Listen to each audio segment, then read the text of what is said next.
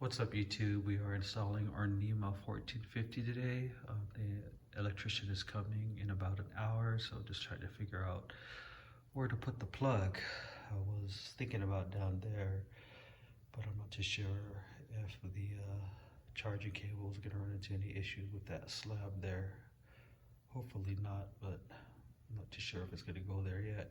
Possibly on this side, even maybe on the top side or the back of this fridge. Basically, we'll have it on this wall, and then we'll run the once we plug it in, we'll run the cable all the way down here, and the car should be parked on this side. So I don't know if we're gonna have to reverse it in, or if we park it regular, the charging cable will reach all the way over here. I think it should be fine, but we'll keep you posted, and hoping to have this installed within the next hour or so.